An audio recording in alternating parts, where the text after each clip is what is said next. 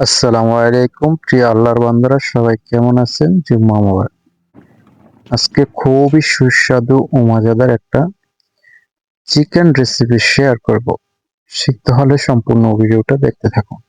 আজকে আমি 3 পিস মুরগি নিয়েছি, ধুয়ে ভালো করে পরিষ্কার করে হলুদ লবণ দিয়ে ম্যারিনেট করে নিচ্ছি। এখন চিকেনগুলা হালকা একটু ডিপ ফ্রাই করে নিব।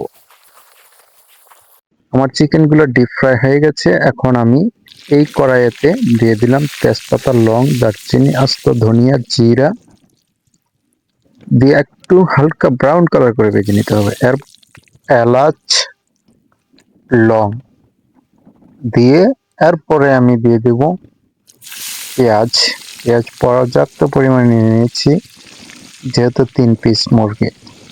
আর রসুনটা এখন আমি ব্যবহার করব না। এখন আমি পেঁয়াজ আর ময় মশলা, আস্ত মশলাটির সাথে একটু মিক্স করে নিব। পেঁয়াজটা আমার ব্রাউন কালার বেজে হয়ে গেছে। এখন দিয়ে দিলাম হলুদ 1 চা চামচ, মরিচ 2 চা চামচ, লবণ 1.5 চা চামচ, মৌরি এবং মিক্স মশলা দিয়ে মশলাগুলা ভালো করে একটু কষিয়ে নেব। আপনারা এই প্রসেসে রান্নাটা করার চেষ্টা করবেন, খুবই সুস্বাদু ও মজাদার হয়। এরপরে দিয়ে দিলাম হালকা একটু পানি, যাতে মশলাটি পুড়ে না যায়। এরপর আমি এখানে দিয়ে দেব হালকা একটু টমেটো পেস্ট 2 চা চামচ পরিমাণ, ঠিক আছে?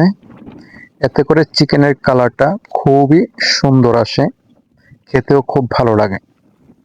যেহেতু টমেটো নাই, তো এখন আমি ভেজে রেখেছিলাম 3 পিস মুরগিগুলা আমি দিয়ে দিলাম।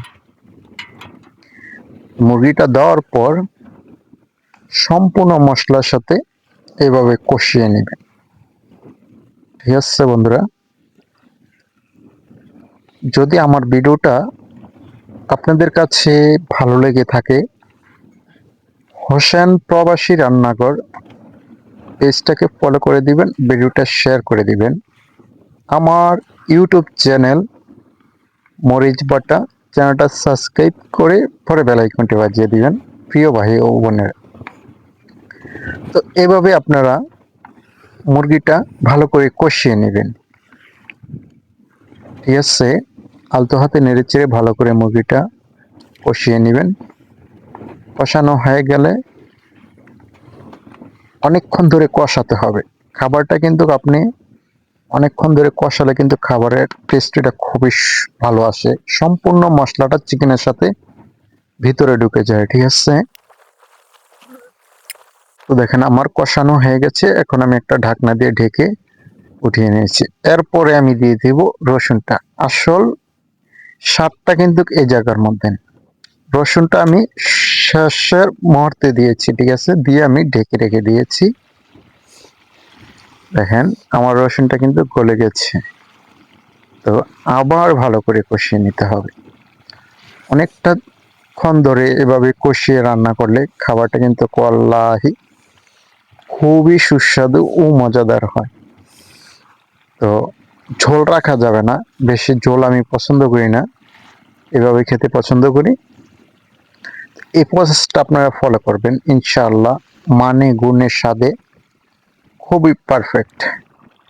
তো হালকা একটু পানি দিয়ে দিলাম। পানি দিয়ে আমি অনেকক্ষণ ধরে জাল দিয়ে নিয়েছিলাম। এখন আমার শেষ পর্যায়ে দিয়ে দিলাম হালকা জিরা ভাজার গুঁড়া, ঠিক আছে? দিয়ে আমি ভালো করে আরেকটু কষিয়ে নেব। এই তো আমার ফাইনাল লুক। কেমন হয়েছে প্রিয় ভাই বোনেরা? আসসালামু আলাইকুম।